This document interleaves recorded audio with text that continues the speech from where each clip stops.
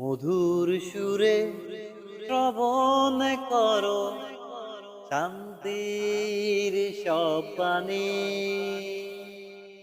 হৃদয় তোমার। ন্যূনতম একটা ভাতা নির্ধারণ করা হলো তার জন্য। Chairman, member, ward commissioner, MP, মন্ত্রী, রাষ্ট্রপতি সবার জন্য কিন্তু একটা ফিক্সড ভাতা আছে না? যতটুকু ভাতা রাষ্ট্র থেকে নির্ধারিত করা, আল্লাহর কসম ওই ভাতার বাইরে একটা রাষ্ট্রের একটা পয়সাও ব্যবহার করা তাদের জন্য বৈধ নয়। বরং কত জঘন্য জানেন? হায় রে, আমরা একজনের কষ্ট দিলাম, একজনের হক নষ্ট করলাম। একজনকে কষ্ট দিলাম, একজনের হক নষ্ট করলাম। মনে করেন অনেক সময় ওয়ার্ডে তো একজন মেম্বারের দায়িত্ব হলো একটা ওয়ার্ড। অনেক সময় একটা ওয়ার্ডে 100 জন VGF এর চাউল খায়, গম খায়, মানে গরিব মানুষ। 100 জনের জন্য 100 মণ গম আসছে সরকারের পক্ষ থেকে, এখনো বন্টন হয় নাই। এই 100 জনের গম বন্টনের আগে ওই গম থেকে একটা গম যদি কেউ আত্মসাৎ করে, একটা গমের দানা বন্টনের আগে যদি কেউ আত্মসাৎ করে, 100 জনের হক নষ্ট করা হবে। কত জনের? কারণ বন্টনের আগে প্রত্যেকটা গমের দানার মধ্যে হক আছে কত জনের? 100 জনের। এবার চিন্তা করেন, যদি ওয়ার্ডের একজন মেম্বার একটা গম নেয়, তাহলে তার উপরে কত চাপ। যদি চেয়ারম্যান হয়, চাপ আরো বেশি। একবারে রাষ্ট্রের প্রধান যদি রাষ্ট্রীয় কোষাগারের 1 টাকা নষ্ট করে, ওই রাষ্ট্রের যত মানুষ আছে সবার হক নষ্ট করা হবে। দায়িত্ব যত বড়, আমানতের খেয়ানত তত বড়। দায়িত্ব যত বড়, তার পাপটা তত বড়। একটা গম মেম্বার চুরি করলে এতটুক, কিন্তু যদি রাষ্ট্রের প্রধান এটা আত্মসাৎ করে, বিশাল বড়। কারণ রাষ্ট্রের যেই সম্পদ, এই সম্পদের মধ্যে প্রত্যেকটা মানুষের হক আছে না নাই? হযরত অথচ অতীতের মানুষের অবস্থা কি? হযরতে আবু বকর সিদ্দিক রাদিয়াল্লাহু তাআলা আন, রাসূল আকরাম সাল্লাল্লাহু আলাইহি ওয়াসাল্লামের ওফাতের পর সর্বপ্রথম খেলাফতের দায়িত্ব আবু বকর সিদ্দিক রাদিয়াল্লাহু তাআলা আনহুর উপর। উনি রাষ্ট্রের দায়িত্ব নিলেন, তবে একটা শর্তে। উনি তো ব্যবসায়ী মানুষ ছিলেন। উনি বললেন যে, শোনো, আমি রাষ্ট্রের দায়িত্ব পালন করব, অসুবিধা নাই, কিন্তু দিনের একটা সময় আমাকে আমার ব্যবসার জন্য দিতে হবে। কারণ আমি যদি ব্যবসা না করি, তাহলে আমার পরিবারের খরচ আমি কিভাবে চালাবো? খলিফাতুল মুসলিমিন রাষ্ট্রীয় কাজও করেন, আবার দোকানে গিয়ে বেচা কেনাও করেন। রাষ্ট্র চালানো কি কঠিন কাজ! সব সময় ব্যস্ত থাকতে হয়। বিভিন্ন কাজে মানুষ আসে, আইসা দেখে খলিফাতুল মুসলিমিন নাই, কোন জায়গায়? উনি দোকানে দোকানদারি করতেছে। রাষ্ট্রীয় কাজে ব্যাঘাত ঘটে যায়। সাহাবারা পরামর্শ করল, খলিফাতুল মুসলিমিন, আপনি পূর্ণ সময়টা রাষ্ট্রের জন্য দিবেন, আর রাষ্ট্রীয় কোষাগার থেকে আপনাকে কিছু ভাতা দেওয়া হবে। ইসলামের কল্যাণের দিকে খেয়াল করে, মুসলমানদের কল্যাণের দিকে খেয়াল করে হযরত আবু বকর সিদ্দিক রাদিয়াল্লাহু তাআলা আনহু শর্ত মেনে নিলেন। আবু বকর সিদ্দিক রাদিয়াল্লাহু তাআলা আনহুর জন্য নামমাত্র ভাতা কতটুকু? ওনার প্রতিদিনকার জন্য যতটুকু বাজেট ছিল, ভাতা ছিল, তা দিয়ে একটা তরকারি আর 2-3টা রুটি হইতো, এর বেশি কিছু না। আবার উনি প্রতি মাসের ভাতা একসাথে নিতেন না, প্রতিদিনকারটা প্রতিদিন ওনার বাসায় পৌঁছায়া দেওয়া হতো। যাই হোক, চলতেছে, খেলাফতের দায়িত্ব পালন করতেছেন। ওনার স্ত্রীর একদিন মনে চাইল যে অনেক দিন যাবত আমার একটু মিষ্টি খাইতে মন চায়, কিন্তু খলিফাতুল মুসলিমিনের জন্য যেই বাজেট, এটা দিয়ে যদি মিষ্টি রান্না করি, পায়েস রান্না করি, তাহলে তরকারি খাবার হবে না, খাবার রান্না করলে তরকারি হবে না। উনি চিন্তা করলেন, একদিনে রান্না করা যাবে না, দৈনন্দিনের খরচ থেকে প্রতিদিন একটু একটু করে তিনি আলাদা করলেন। অনেক দিন পরে যখন একটু বেশি হলো, ফিন্নি রান্না করছে, পায়েস রান্না করছে। প্রতিদিনকার খাবারের সাথে খলিফাতুল মুসলিমিন আবু বকর সিদ্দিক রাদিয়াল্লাহু তাআলা আনহুর সামনে খাবারের সাথে পায়েস এনে দেওয়া হলো। জিজ্ঞাসা করতেছে, তুমি পায়েস পাইলা কোথায়? কারণ খলিফা খুব ভালো মতো জানে আমার পরিবারের জন্য বাজেট যতটুকু, খাবার রান্না করলে মিষ্টি হবে না, পায়েস হবে না, পায়েস রান্না করলে খাবার হবে না, তাইলে পাইল কোথায়? স্ত্রী এবার বলতেছে, শোনেন, অনেক দিন আগে আমার একটু পায়েস খাইতে মন চাইছিল, কিন্তু প্রতিদিন আমাদের সংসারের জন্য যতটুকু বাজেট বরাদ্দ, এটা দিয়ে তো পায়েস আর খাবার একত্রে রান্না করা সম্ভব নয়। আমি দৈনন্দিনের খরচ থেকে একটু একটু করে আলাদা করেছি। বেশ কিছুদিন আলাদা করার পর যখন একটু বেশি পরিমাণ হলো, আজকে ওইটা দিয়ে আমি পায়েস রান্না করলাম। আবু বকর সিদ্দিক রাদিয়াল্লাহু তাআলা আনহু জিজ্ঞাসা করলেন, কতটুকু আলাদা করছো? এবার স্ত্রী জবাব দিল যে এতটুকু পরিমাণ। উনি বাইতুল মালে রাষ্ট্রীয় কোষাগারের যেই ক্যাশিয়ার, তার কাছে গিয়ে বললেন, শোনো, আগামী দিন থেকে আমার পরিবারের বাজেট বরাদ্দ কমায়া দিবা। কতটুকু কমাবা? ওনার স্ত্রী দৈনন্দিন যতটুকু আলাদা করছে ততটুকু কমায়া দিয়েছে। চিন্তা করছেন? উনি চিন্তা করছে এটাও তো আমার অতিরিক্ত। কারণ আমরা মোল্লারা, আমরা যারা আছি, আমরা তো মনে করি আমরা বাইসে আছি খাওয়ার লেগে। বাইসে আছি কিসের জন্য? খাওয়ার জন্য। সেজন্য দুনিয়ায় যা আছে খা, আমাকেও খাওয়ায়, আমরাও খাই। কিন্তু ওনারা চিন্তা করতেন যে আমরা খাওয়ার জন্য বেঁচে আছি তা না, আমরা বাঁচার জন্য খাই। মানুষ যখন এইভাবে খাবে যে আমি বাঁচার জন্য খাইতেছি, তখন তার পান্তা ভাত মরিচ পেঁয়াজ দিয়ে খাইলেই কাজ হয়ে যাবে। আর যদি মনে করে যে আমি বাইসাই আছি খাওয়ার জন্য, তাইলে ওর গাল হয়ে যাবে হলো তিমি মাছের গালের মতো, যত খাক পেট ভরলেও চোখ ভরবে না। ঠিক কিনা বলেন? সেজন্য দেখেন, উনি মনে করেছেন আমার তো পায়েস খাওয়ার দরকার নাই, আমার স্ত্রী দৈনিক যতটুকু আলাদা করেছে অতটুকু তো দরকার নাই। বাজেট বন্ধ হয়ে গেল। হযরত ওমর রাদিয়াল্লাহু তাআলা আন কেমন মানুষ ছিলেন! একদিন রাতের বেলায়, গভীর রাত, বাতি জ্বালায়া রাষ্ট্রের কাজে ব্যস্ত খলিফাতুল মুসলিমিন ওমর।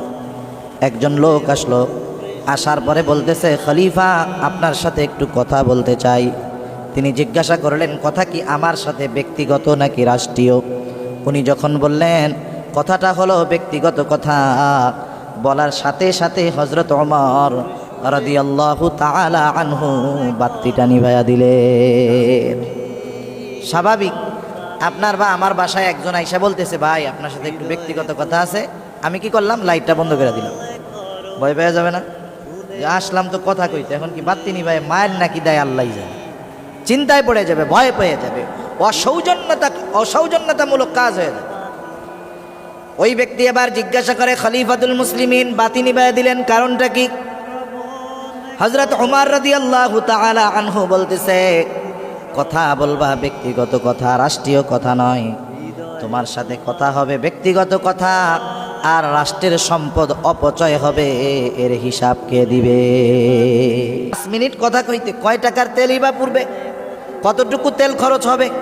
কিন্তু দেখেন রাষ্ট্রের সম্পদের আমানত তারা কিভাবে রক্ষা করছে। সুবহানাল্লাহ। এইরকম এক একজন শাসকের ইতিহাস অনেক বলা যাবে। আর একজনের কথা বলি, মোগল সম্রাটদের ইতিহাস আমাদের উপমহাদেশের একটা অবিচ্ছেদ্য অংশ। কারণ দীর্ঘ সময় ব্যাপী মোগলেরা আমাদের উপমহাদেশ শাসন করেছে।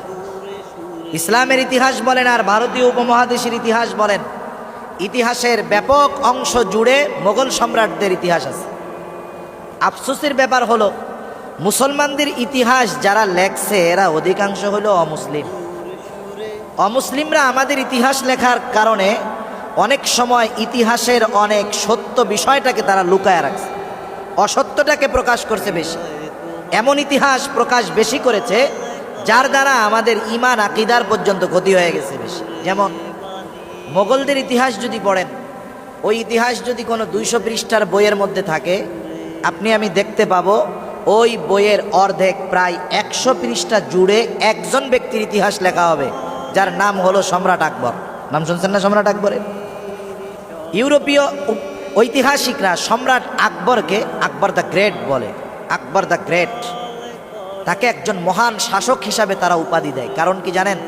কারণ হলো তৎকালীন সময়ে সম্রাট আকবরের মাধ্যমে ইসলামের যতটুকু ক্ষতি হয়েছে, ইমানের ব্যাপারে, আকীদার ব্যাপারে যতটুকু ক্ষতি হয়েছে, অমুসলিমরাও তৎকালীন সময়ে ইসলামের এত ক্ষতি করতে পারে নাই। যাই হোক, আমি যেই বাদশার কথা বলবো তার নাম হলো বাদশাহ আওরঙ্গজেব। মোগলদের সর্বশেষ বাদশাহ, যিনি শান শৌকতের সাথে মোগল সাম্রাজ্য পরিচালনা করেছেন 60 বছর। উনি সিংহাসনে উপবেশন করার আগে ওনার নাম ছিল আওরঙ্গজেব। সিংহাসনে যখন উপবেশন করলেন তার উপাধি হলো আলমগীর, বাদশাহ আলমগীর। বাদশাহ আলমগীর সিংহাসনে বসেছে। কেমন ছিল তার জীবনী? 60টা বছর মোগল সাম্রাজ্য পরিচালনা করলো। কেমন ছিল তার জীবন? ঐতিহাসিকরা কিন্তু এই বিষয়টা ভালো মতো লেখে নাই। কেমন মানুষ ছিল বাদশাহ আলমগীর? সে রাষ্ট্র থেকে নিজের পরিবারের জন্য কোনো ভাতা, কোনো টাকা নিত না, বরং নিজে হাতে টুপি সেলাই করে পরিবারের খরচ চালাতো। সে যদি চাইতো বড় অঙ্কের বাজেট ভাতা নিয়ে শান শওকতের সাথে চলতে পারত, কিন্তু কি করত? বাদশাহ নিজে হাতে টুপি সেলাই করতেন। আর একটা কাজ করত, উনি কোরআনের কপি লিখতেন। হাতের লেখা সুন্দর ছিল ওনার। এই কোরআনের কপি, তখন তো আর ছাপাখানা নাই, কোরআনের কপি লিখতেন, বাজারে নিয়ে যাওয়া হইতো, যা হাদিয়া আসতো ওইটা দিয়ে আর টুপি সেলাইয়ের টাকা দিয়ে উনি ওনার পরিবারের খরচ চালাইতেন। সুবহান আল্লাহ তাআলা তার নামটা চিরস্মরণীয় করে রাখছে। দুনিয়া যতদিন থাকবে তার নাম থাকবে, কারণ তার নামে ঐতিহাসিক একটি ফতোয়ার কিতাব আছে, ফতোয়ায়ে আলমগীরি। আল্লাহ তাআলা তার নামটা তামাম দুনিয়ার মুসলমানদের কাছে পরিচিত করে দিয়েছে। সেজন্য রাষ্ট্রীয় সম্পদ এটা আমানত, রাষ্ট্রের দায়িত্ব আমানত। শুধু তাই না, আমার কাছে অপর মুমিনের মান সম্মান আমানত, ইজ্জতটা আমানত। আমি অপর মুমিনের সম্মান, ইজ্জত, সম্পদ নষ্ট করতে পারি না, এটা আমার কাছে আমানত। আমার জীবনটা আমার কাছে আমানত।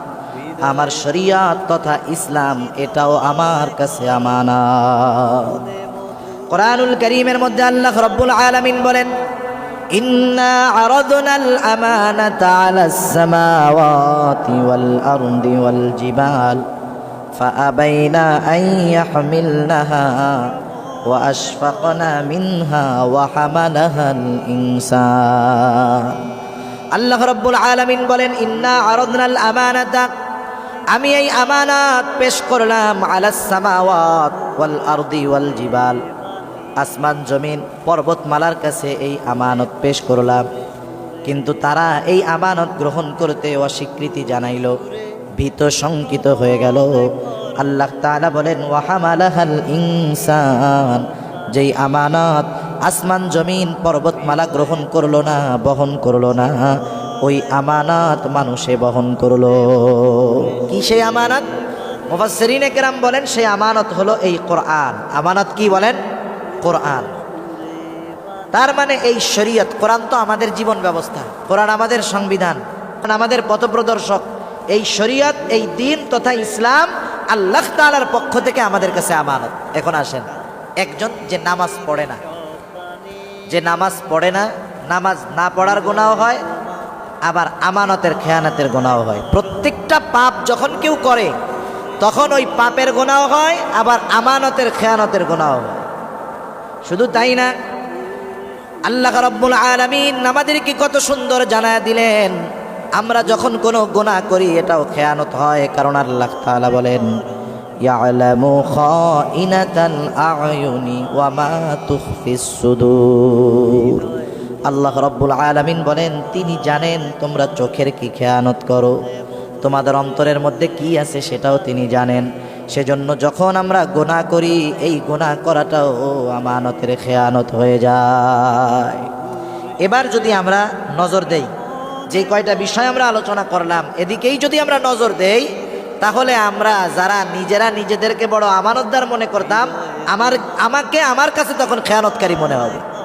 সেজন্য আমানত ব্যাপক একটা জিনিস। আমরা সেজন্য চেষ্টা করব সর্বদা, সর্ব অবস্থায়, সর্বক্ষেত্রে আমানত রক্ষা করার। আল্লাহ তৌফিক দিক, জোরে বলি আমিন। কষ্ট হইতেছে আপনাদের? কথা বুঝতেছেন? আল্লাহর রাসূল বললেন, 4টা জিনিস যার মধ্যে থাকবে দুনিয়াতে তার যদি কিছু নাও থাকে কোনো অসুবিধা নাই। 1 নম্বর হলো সে হতে হবে আমানতের হেফাজতকারী। 2 নম্বর হলো সিদকু হাদিসিন, সত্য কথা বলা। সত্য বলা এটা কিন্তু বড় একটা গুণ, কারণ মিথ্যা বলা এটা হলো মুনাফিকের অন্যতম আলামত। নবীজি বলেন, ইদা হাদ্দাসা কাযাবা, মুনাফিক যখন কথা বলে মিথ্যা কথা বলে। আজকে মিথ্যা ইচ্ছায় অনিচ্ছায়, বুঝে না বুঝেও আমরা বলি, বিশেষ করে মোবাইলের কারণে। ঠিক কিনা বলেন? মোবাইলের কারণে অনেকে অনিচ্ছায়ও মিথ্যা কথা বলে ফেলে, তারা বোঝে না। মনে করেন আপনি এখান থেকে যশোর শহরে যাবেন, আপনি খুলনা থেকে রওনা দিছেন, এখন এই বাজারের নাম কি? হ্যাঁ, রামনগর বাজার। আপনি খুলনা থেকে রওনা দিছেন, আপনার বন্ধু আপনার জন্য যশোরে দাঁড়ায় আছে, আপনি যশোরের কাছাকাছি যান নাই, এখনো আপনি আছেন আরো পেছনে। আপনি বলেন এই তো রামনগর চলে আসছি, রামনগর চলে আসছি, অথচ এখনো 5 কিলোমিটার পিছনে আছেন। আপনি চিন্তা করতেছেন চলেই তো আসছি, বললে সমস্যা কি? এই মিথ্যাটা আপনি ইচ্ছা করে বলেন নাই, এটা না বুঝা বলছেন, অনিচ্ছায় বলছেন, কিন্তু তারপরেও এটা মিথ্যা কথা হলো কি হলো না? ওইখান থেকে আপনি যে এই 5 কিলোমিটার পাড়ি দিয়ে রামনগর আসতে পারবেন বা আমি পারবো, কোনো গ্যারান্টি আছে? আল্লাহ না করুক ওই জায়গায় যদি অ্যাক্সিডেন্ট করে মরে, বন্ধুও তো আসবে, আসার পরে বন্ধু চিন্তা করবে কি রে, আমার দোস্তর মরার কথা হলো রামনগর, ও অত দূরে মরলো কেমনি? তার মানে এই দোস্ত মরার আগেও আমার সাথে মিথ্যা কথা কইছে, ঠিক কিনা বলেন? সেজন্য মোবাইলে আমরা এই ধরনের মিথ্যা কথা বলবো না। অনেকে অনিচ্ছায় এগুলা বলি, অভ্যস্ত হয়ে গেছি মিথ্যা বলায়, মিথ্যারে মিথ্যাই মনে করি না, মনে করি এটা স্বাভাবিক বিষয়, অথচ মিথ্যা হলো সকল গুনাহের মা। জঘন্যতম এক কবিরা গুনাহ মিথ্যা কথা বলা। আবার অনেক সময় আমরা আমাদের ছোট ছোট বাচ্চাদের সাথে মিথ্যা কথা বলি, খবরদার ছোট বাচ্চাদের সাথে মিথ্যা বলবো না। অনেক সময় হয় 3-4 বছরের বাচ্চা একটা গ্লাস ভেঙে ফেলছে, প্লেট ভেঙে ফেলছে, একটা জিনিস নষ্ট করে ফেলছে, বাড়িতে মা ওই বাচ্চার উপরে রেগে যায়। আর আল্লাহ তাআলা মায়ের সাথে সন্তানের সাথে এমন একটা সম্পর্ক আল্লাহ তাআলা দিয়ে দিয়েছে যে সন্তান কিন্তু তার মায়ের চোখের ভাষাটাও বোঝে। মার মুড মশান কোন সময় কি সন্তান এমনিই বোঝে। ও যখন দেখলো গ্লাস ভেঙে ফেলছে, মা ওর দিকে দাঁত কিটমিট করে যখন বড় চোখ করে তাকাইছে, ও বুঝতে পারছে কাম সারা, এক দৌড় দিয়ে 15 হাত দূরে চলে যাবে, ঠিক না? এখন মার কি মন চাইতেছে? মার তো মন চাইতেছে প্লেট ভাঙছে, ওরে আমার পিটানি দেওয়ার দরকার, তাই না? এই সময় মা দৌড় দেয় না, কি বলে জানেন? এদিকে আয়, কিচ্ছু কমো না, এদিকে আয়, কিচ্ছু বলবো না, এদিকে আসো। এবার ওই বাচ্চা চিন্তা করে মা তো কিছু বলবে না বলছে, মাকে বিশ্বাস করে মার কাছে আসে, মা এবার ধইরা দেয় কি দেয় না? কম বেশি সবার জীবনে এরকম হয়, সবার পরিবারে এটা হয়। কি ক্ষতি করতেছেন জানেন?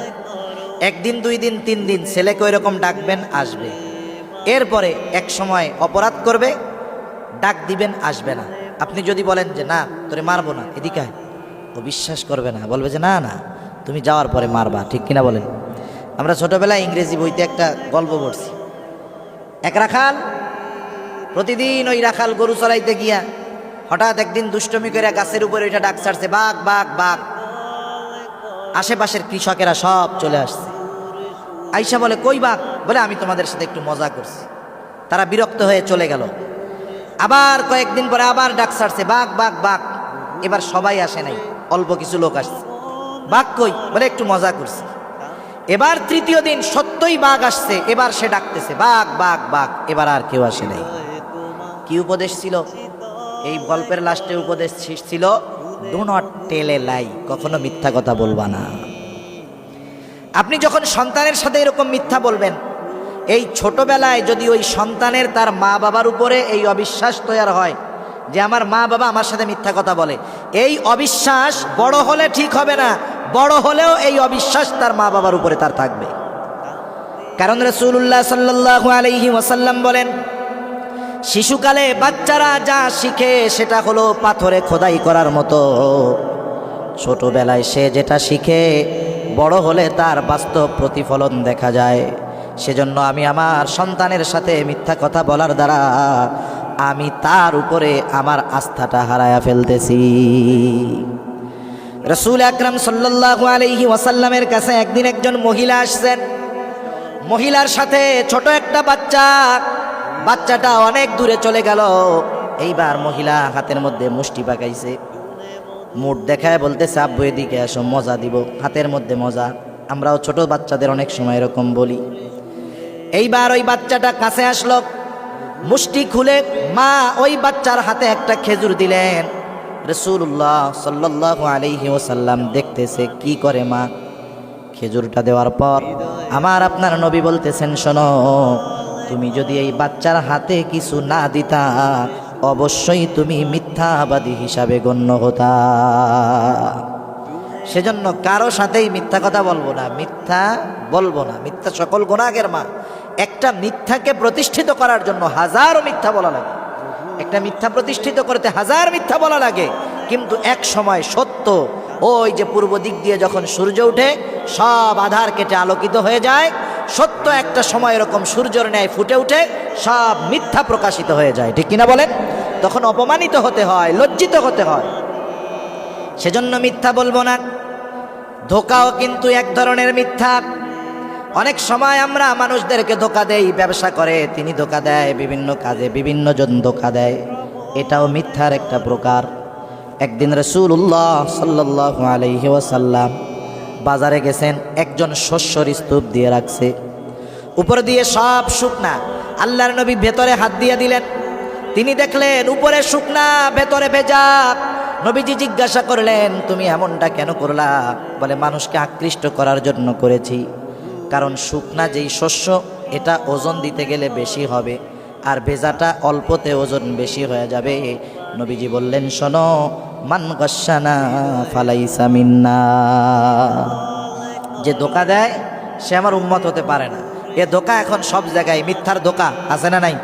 সব জায়গায় আছে। ছেলে মেয়ে দেখতে যাবে ধোকা, মেয়েরে কি করবে? 3 পাত্তা রং টং কইরা আইনা ছেলেরে দেখাবে। ও তো দেখছি খুব ভালো, দেখে পছন্দ হয়ে গেছে, যখন 2 দিন পরে আসল ফেস বাইর হয়ে যাবে তখন কি হবে? আর ভাল লাগবে না, গ্যাঞ্জাম মারামারি লাগবে, ঠিক কিনা? এজন্য এসব ক্ষেত্রেও ধোকাবাজি হয়, খবরদার এগুলো আমরা করব না। বুড়া গেছে মেয়ে দেখতে, বয়স হইতে হইতে চুল দাড়ি সব পাইকে গেছে, কালো কলপ লাগাই যুবক সেজে গেছে, কয়দিন পরে তো বুড়া ছিল এটা দেখা যাবে, তখন কি হবে? ওই মেয়ের ওই স্বামীর প্রতি আকর্ষণ কমে যাবে, কারণ সে তো দেখছে কালা চুল, যখন সাদা চুল দেখবে ও চিন্তা করবে স্বামী হইলো কেমনে, এটা তোমার দাদা হওয়ার কথা ছিল, ঠিক কিনা বলেন? সেজন্য এই সব ক্ষেত্রে আমরা ধোকাবাজি করব না। আমাদের সমাজে এই ধরনের ধোকাবাজি হওয়ার কারণে অনেক পরিবারের মধ্যে অশান্তি আছে, খবরদার এটা করব। আমরা যে হাদিসগুলা পড়ি দেখেন, মুহাদ্দিসেরা হাদিস একত্রিত করে দিয়েছেন, আমরা তো পড়তেছি কত আরামে। এনারা কত সতর্কতার সাথে এক একটা হাদিস সংগ্রহ করেছেন। একজন মুহাদ্দিস তিনি শুনতে পেলেন অনেক দূরে এক এলাকায় একজনের কাছে আল্লাহর রাসূল থেকে বর্ণিত একটা হাদিস আছে, ওই লোকের কাছে যাইতে হবে কত দূর? 1 মাসের পথ। উনি একটা হাদিসের জন্য 1 মাসের পায়ে হাঁটার পথ অতিক্রম করে লোকটার বাড়িতে গেলেন। লোকটার বাড়িতে গিয়ে জিজ্ঞাসা করতেছে, বাড়িওয়ালা কোথায়? আমি অমক দূর, এত দূর থেকে এসেছি তার কাছ থেকে একটা হাদিস শোনার জন্য। আল্লাহর নবীর একটা হাদিস তিনি জানেন। বলা হলো যে উনি ওই পাশে উটকে খাবার দিতেছে। এবার উনি চলে গেলেন ওই লোকের কাছে, গিয়ে দেখেন লোকটা কি করে। তিনি দেখলেন যেই লোকটার কাছে তিনি হাদিস শোনার জন্য গিয়েছেন ওনার উটটা ছুটে গেছে। উনি উটটাকে কাছে আনার জন্য উটের যেই খাবারের পাত্র এটার মধ্যে টোকা দিচ্ছেন, বাড়ি দিচ্ছেন, কারণ মানুষ প্রাণীদের সাথে কিছু ভাষা ব্যবহার করে, এটা প্রাণীরা বুঝে। যেমন আপনি যদি দূরে থাকে, আপনি যদি বিড়ালে ডাক দেন, কি করবে বলেন তো? কি করবে? এটা একটা ভাষা। ওর সাথে আপনার কথোপকথন হইতেছে, আপনি বলতেছেন আয় তোর লেগে খাবার আছে, ও দেখবেন লেজ নাড়াই নাড়াই আপনার কাছে চলে আসছে। আপনারা যখন মুরগিরে খাবার দেয় না আমাদের মা বোনরা, কি বলে? ওনাদের একটা ভাষা আছে, যখন ওইরকম বলে মুরগি তার বাচ্চা সহকারে খাইতে চলে আসে। ওই রকম উট ছুটে গেছে, উটকে যে খাবার দেওয়া হবে এর একটা ভাষা আছে। উনি ওই খাবারের পাত্রে টোকা দিচ্ছেন, তার মানে বুঝাইতেছেন তুই এদিকে তোর লেগে খাবার আছে এই জায়গায়। কিন্তু তিনি যখন উটকে ওইরকম শব্দ দিয়ে ডাকতেছেন, পাত্রের মধ্যে খাবার নাই, তার মানে লোকটা উটটাকে ধোকা দিচ্ছে। উনি যখন এই দৃশ্য দেখলেন, 1 মাস পায়ে হেঁটে একটা হাদিস শোনার জন্য গেছেন, উনি চিন্তা করলেন যেই লোকটা একটা অবলা প্রাণীকে ধোকা দিতে পারে তার কাছ থেকে হাদিস শোনা যায় না। আবার 1 মাসের পথ এটা ফিরে চলে আসছে। চিন্তা করেন, সেজন্য ধোকাও এক প্রকারের মিথ্যা, আমরা কাউরে ধোকা দিব না। এজন্য আমার আপনার নবী বলেন, ইন্নাস সিদকা ইয়াহদি ইলাল বীর ওয়া ইন্নাল বিররা ইয়াহদি ইলাল জান্নাহ। নবীজি বলেন, নিশ্চয়ই মানুষকে, সত্য মানুষকে কল্যাণের পথ দেখায়, আর কল্যাণ মানুষকে জান্নাতের পথ দেখায়। ওয়া ইন্নাল কিযবা ইয়াহদি ইলাশ শার ওয়া ইন্নাশ শাররা ইয়াহদি ইলান নার। নিশ্চয়ই মিথ্যা মানুষকে অকল্যাণের পথ দেখায়, আর অকল্যাণ মানুষকে জাহান্নামের পথ দেখায়। সেজন্য আমরা দ্বিতীয় গুণ, সত্য বলবো, মিথ্যা বলবো না। 3 নাম্বার নবী আমার বলেন, ওয়া হুসনু খুলুকিন, উত্তম আখলাকওয়ালা হব, উত্তম চরিত্রওয়ালা হব। কারণ আমার আপনার নবী উত্তম চরিত্রের ব্যাপারে খুব গুরুত্ব দিয়েছেন। হযরতে আবু হুরায়রা রাদিয়াল্লাহু তাআলা আনহু হতে বর্ণিত হাদিস, নবীজিকে জিজ্ঞাসা করা হলো, ইয়া রাসূলুল্লাহ, মিজানের মধ্যে সবচাইতে ওজন হবে কোন আমল? কারণ আমল কত বড় এটা দেখা হবে না, আমলের ওজন হবে। নবীজিকে জিজ্ঞাসা করা হলো কোন আমলটা সবচাইতে বেশি ওজন হবে? আমার আপনার নবী নামাজের কথা বলেন নাই, রোজার কথা বলেন নাই, হজের কথা বলেন নাই, যাকাতের কথা বলেন নাই। নবীজি বললেন, শোনো, মিজানের মধ্যে সবচাইতে ওজন হবে ওই আমল যেটার নাম হলো উত্তম চরিত্র, উত্তম আখলাক, উত্তম চরিত্র। আর আমার আপনার যদি উত্তম চরিত্রের অধিকারী হওয়ার ইচ্ছা থাকে, তাহলে আমাকে অনুসরণ করতে হবে রাসূলুল্লাহ সাল্লাল্লাহু আলাইহি ওয়াসাল্লাম। কারণ আমার আপনার নবী বলেন, বুইসতু লিউতাম্মিমা মাকারিমাল আখলাক, আমাকে উত্তম চরিত্রের পূর্ণাঙ্গতা প্রদানার্থে প্রেরণ করা হয়েছে। তার মানে আমার আপনার নবী হলেন উত্তম চরিত্রের পূর্ণাঙ্গতা দানকারী। সুবহানাল্লাহ। আমার আপনার নবীর চরিত্র হলো পূর্ণাঙ্গ চরিত্র। আমরা যদি কোনো সরকারি কাজের জন্য যখন চারিত্রিক সনদপত্রের দরকার হয়, যারা পৌরসভার মধ্যে তারা যায় কাউন্সিলরের কাছে, আমরা যাই ইউনিয়ন পরিষদে, ঠিক না? চেয়ারম্যান সাহেব উনি লেখা দেয় যে এই লোকটা ভালো, রাষ্ট্রীয় কোনো কাজের সাথে ভালো মানুষ, শেষ। উনি আমার চরিত্রের সার্টিফিকেট দিলেন। দেখা গেল শাইখুল হাদিস একজন আল্লাহওয়ালা, ওনার চরিত্রের সার্টিফিকেট দিল একজন চোর। কথা বোঝেন নাই? এরকমই তো হয়। অথচ দেখেন আমার আপনার নবীর চরিত্রের সনদপত্র কে দিয়েছেন? দুনিয়ার কেউ দেয় নাই, আল্লাহ রাব্বুল আলামিন দিয়ে দিয়েছে। যেই সনদপত্র, যেই সার্টিফিকেট এই কোরআনের মধ্যে আল্লাহ তাআলা রেখে দিয়েছেন। আল্লাহ তাআলা বলেন, ওয়া ইন্নাকা লাআলা খুলুকিন আযীম, আপনাকে আমি মহান চরিত্রে অধিষ্ঠ করেছি, মহান চরিত্রে অধিষ্ঠ করেছি। আবার আল্লাহ তাআলা আমার আপনার নবীর চরিত্রের ব্যাপারে এই সার্টিফিকেট দিয়ে আমাদের কি বললেন? আমাদেরকে আল্লাহ তাআলা বললেন, লাকাদ কানা লাকুম ফি রাসূলিল্লাহি উসওয়াতুন হাসানাহ। আল্লাহ তাআলা বলেন, অবশ্যই তোমাদের জন্য রাসূলের জীবন আদর্শের মধ্যে রয়েছে উত্তম আদর্শ।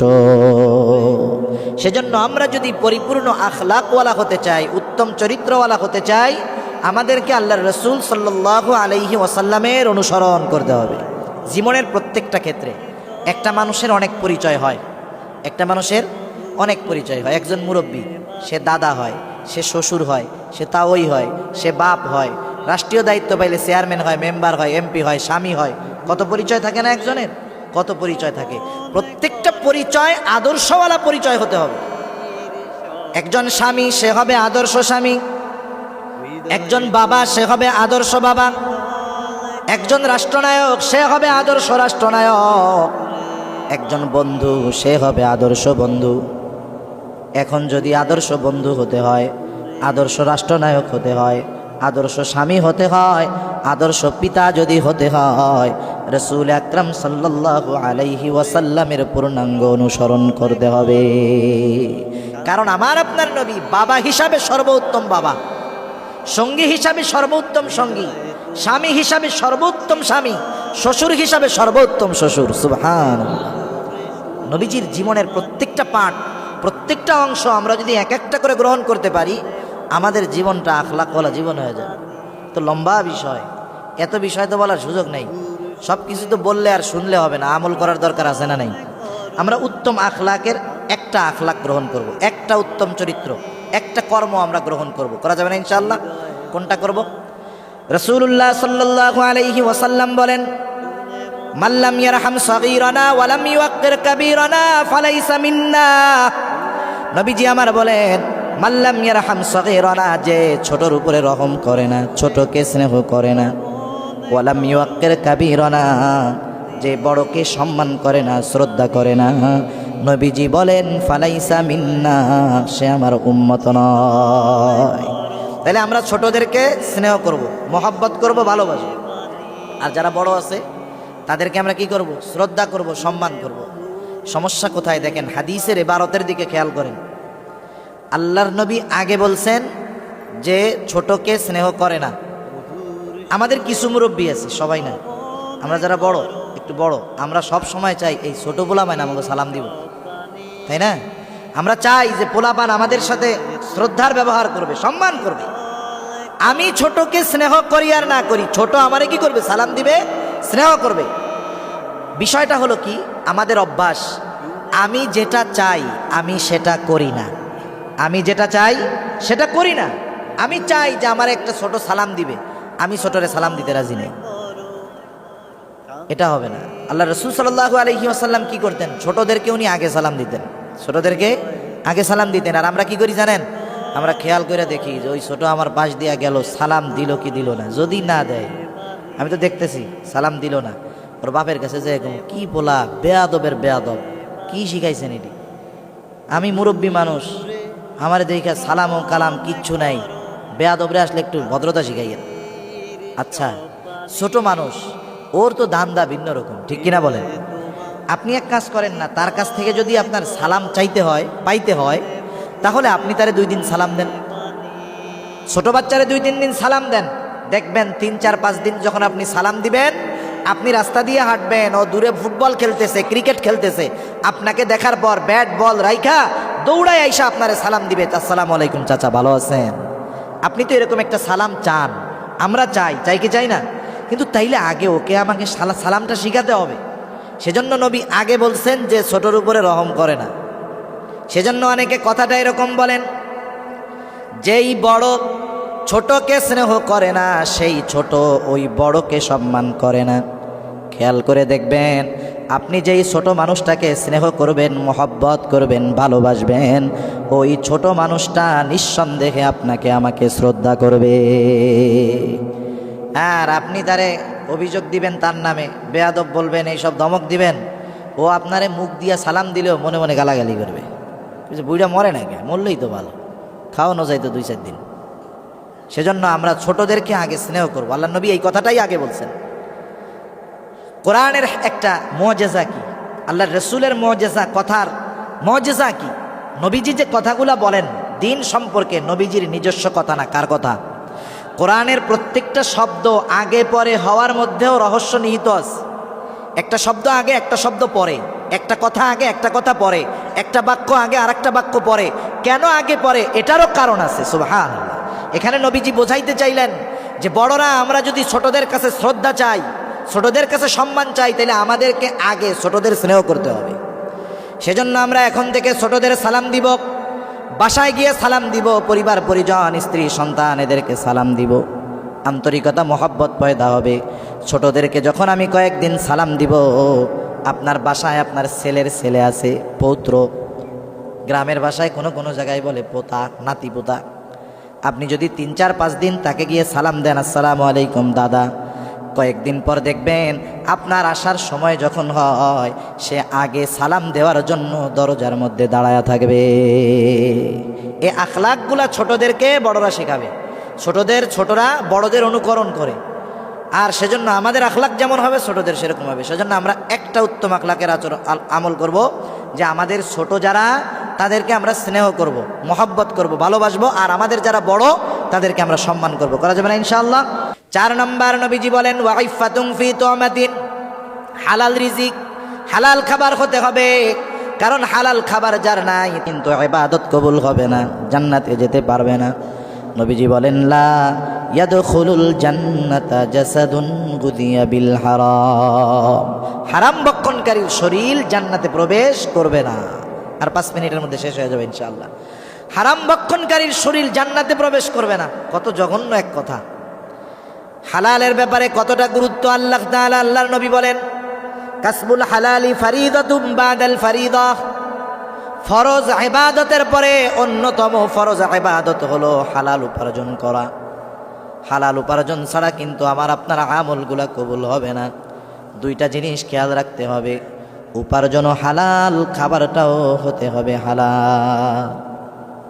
এমন হইল টাকাটা সুদের টাকা, আর গরুটা জবাই দিছে মক্কার ইমাম সাহেব, হারাম টাকা দিয়া ওই মক্কার ইমামের জবাই করা গরু কিনলে ওইটা যেমন, শুয়ারের গোস্ত তেমন, কারণ ওর মূলটাই কি? হারাম। সেজন্য উপার্জনও হালাল হতে হবে, খাবারটাও হালাল হতে হবে, দুইটাই ঠিক থাকতে হবে, নাহলে দোয়াও কবুল হবে না, ইবাদতও কবুল হবে না। ওই হারাম খাবারের দ্বারা গঠিত শরীর জান্নাতেও যেতে পারবে না। এক ব্যক্তি বাইতুল্লাহর সামনে ইহরাম অবস্থায় আল্লাহ তাআলার কাছে রোনাজারি করতেছে, কান্নাকাটি করতেছে। তার পরিস্থিতিটা এমন ছিল, এমন তার অবস্থা দেখে সাহাবায়ে কেরামের অন্তরের মধ্যে দৃঢ় বিশ্বাস, এই ব্যক্তির দোয়া আল্লাহ তাআলা ফিরাইয়া দিতে পারে না। তারা রাসূলুল্লাহ সাল্লাল্লাহু আলাইহি ওয়াসাল্লামের কাছে গিয়ে বলল, ইয়া রাসূলুল্লাহ, এই যে লোকটা দোয়া করতেছে দেখেন তার অবস্থা, এর দোয়া তো আল্লাহ ফিরাইয়া দিতে পারে না। নবীজি বলেন, শোনো, যার দেহের মধ্যে হারাম টাকার পোশাক, যার দেহটা হারাম সম্পদ হারাম খাবার দ্বারা গঠিত, তার দোয়া আল্লাহ কেমনে কবুল করবে? জিন্দেগির কত ইবাদত চলতেছে, কবুল হয় না কেন? হয়তো উপার্জন হারাম, নাইলে খাবারটা হারাম, সেজন্য খাবারটাকে হালাল করতে হবে। আল্লাহ তাআলা কোরআনুল কারীমের মধ্যে বলেন, ইয়া আইয়ুহার রাসূল কুলু মিনাত তাইয়্যিবাত ওয়া আমালু সলিহা। আল্লাহ তাআলা ইবাদত করার আগে আদেশ করছে কি? আগে তোমরা হালাল খাও। কুলু মিনাত তাইয়্যিবাত, আগে হালাল খাও, পবিত্রটা খাও। ওয়া আমালু সলিহা, এরপরে আমলে সলেহ করো, নেক কাজ করো। সেজন্য হারাম খাইয়া নেক কাজের পাহাড় পরিমাণ নেক কাজ করলেও এই হারাম খাবারের কারণে আমাদের ইবাদতগুলো কবুল হবে না। সেজন্য আল্লাহর নবী কয়টা উপদেশ দিয়েছেন আমাদের? সে কথাই আল্লাহর নবী বলেন, আরবাউন ইযা কুন্না ফীকা ফালা আলাইকা মা ফাতাকাদ দুনিয়া। চারটি জিনিস তোমাদের যার মধ্যে থাকবে, দুনিয়াতে তার যদি আর কোনো কিছু নাও থাকে কোনো অসুবিধা নাই। নবীজি বলেন, 1 নাম্বার, সে তার মধ্যে থাকতে হবে আমানতের হেফাজত। 2 নাম্বার সত্যবাদিতা। 3 নাম্বার উত্তম চরিত্র। 4 নাম্বার হালাল রিজিক। বুজুর্গানে দিন বলেন, দুনিয়াতে তার কোনো অসুবিধা নাই মানে কি? কারণ এই বিষয়গুলা যে অনুসরণ করতে পারবে, নিঃসন্দেহে সে মুত্তাকি বান্দা, কোনো সন্দেহ নাই। এই 4টা গুণ যে অর্জন করবে, সে যে মুত্তাকি পরহেজগার, কোনো সন্দেহ নাই। আর মুত্তাকি বান্দার ব্যাপারে আল্লাহ রাব্বুল আলামিন বলেন যে মুত্তাকি বান্দার রিজিকের ব্যবস্থা আল্লাহ এমন জায়গা থেকে করবেন যে সে কল্পনাও করতে পারবে না। সেজন্য আমরা যদি আমাদের দুনিয়া আখেরাত উভয়টা সুন্দর করতে চাই, আল্লাহর রাসূলের এই উপদেশগুলো অনুসরণ করার দরকার আছে না নাই? আল্লাহ সুবহানাহু ওয়া তাআলা আমাদের সবাইকে যেগুলো আলোচনা করা হলো যথাযথভাবে আমলে পরিণত করার তৌফিক দান করুক। সবাই বলি আমিন, আরো জোরে বলি আমিন। ওয়া আখিরু দাওয়ানা আনিল হামদুলিল্লাহি রাব্বিল আলামিন। আসসালামু আলাইকুম ওয়া রাহমাতুল্লাহি ওয়া বারাকাতুহু। অল্পের মধ্যে যদি বরকত থাকে, ওইটার দামটা বেশি। সেজন্য আসলে যে মাহফিল হইতেছে, এই মসজিদে ঢোকার আগেও কিন্তু আমি বুঝতে পারি নাই, আওয়াজই নাই, আপনি দেখতে মাইক নাই, কিচ্ছু নাই, এই জায়গাও টের পাওয়া যেতেছে না যে মাহফিল হইতেছে। তারপরেও আলহামদুলিল্লাহ আমরা যা কিছু শুনছি, আগে পরে হযরত উলামায়ে কেরাম বয়ান করেছেন, আমরা যদি একটা আমল করতে পারি, সবগুলার থেকে একটা আমল করতে পারি, ওই একটা আমল যদি একজন করে, ওই একটা আমল করার কারণেই মাহফিল কামিয়াব হইতে পারে, ঠিক কিনা বলেন? সেজন্য মানুষ বেশি হলেই যে কামিয়াব, বিষয়টা তা না। একজন মানুষ যদি আমল করে, একজন মানুষও যদি আসে আমল করলে ওই মাহফিল কামিয়াব। আল্লাহ তাআলা এনারা আয়োজন করেছেন। আমরা যা ইচ্ছা করি, যা চাই, সব সময় তা হয় না, বরং আল্লাহ তাআলা যেটা চায় সেটাই হয়, ঠিক কিনা বলেন? আমরা চেষ্টার পরে যেটা হয়, মানুষ সব চেষ্টার পরে যেটা হয় বুঝতে হবে ওটাই আমাদের তাকদীর। আর যখন চেষ্টার পরে তাকদীরের উপরে আমরা বিশ্বাস করি, আমাদের জন্য সান্ত্বনার জায়গা আছে যে আমরা তো চেষ্টা করছি, আল্লাহ চায় নাই, তাই হয় নাই। এখন দুনিয়ার মানুষের কারণে যদি না হইতো, তাইলে মারামারি ফেতনা লেগে যাইত। সেজন্য অনেক সময় অনেক কিছু এমন হয়, আমাদের ইচ্ছা থাকে একরকম, হয় আর একরকম। আল্লাহ তাআলা কোরআনুল কারীমের মধ্যে বলেন, আসা আন তাকরাহু শাইআন ওয়া হুয়া খায়রুল লাকুম ওয়া আসা আন তুহিব্বু শাইআন ওয়া হুয়া শাররুল লাকুম। মানে কিছু বিষয় হয় আমরা মনে করি ওর মধ্যে মনে হয় কল্যাণ ভরা, কিন্তু আল্লাহ তাআলা বলেন না না, ওয়া হুয়া কুরহুল লাকুম, ওইটা তোমাদের জন্য অকল্যাণকর, মন্দ। আবার কিছু বিষয় আছে তোমরা অপছন্দ করো, ভালোবাসো না, চাও না, কিন্তু আল্লাহ তাআলা আমি ওর মধ্যে কল্যাণ দিয়ে রাখছি, ভালাই দিয়ে রাখছি। সেজন্য আল্লাহ তাআলা আজকের এই আয়োজন কবুল করুক, যারা আয়োজন করেছেন তাদের কবুল করুক, মসজিদকেও আল্লাহ তাআলা মুসল্লিদেরকে সবাইকে কবুল করুক। আমরা দুরূদ শরীফ পাঠ করি। আল্লাহুম্মা সাল্লি আলা মুহাম্মদ ওয়া আলা আলি মুহাম্মাদিন কামা সাল্লাইতা আলা ইব্রাহিম ওয়া আলা আলি ইব্রাহিম ইন্নাকা হামিদুম মাজিদ। আল্লাহুম্মা বারিক আলা মুহাম্মাদিন ওয়া আলা আলি মুহাম্মদ কামা বারাকতা আলা ইব্রাহিম ওয়া আলা আলি ইব্রাহিম ইন্নাকা হামিদুম মাজিদ।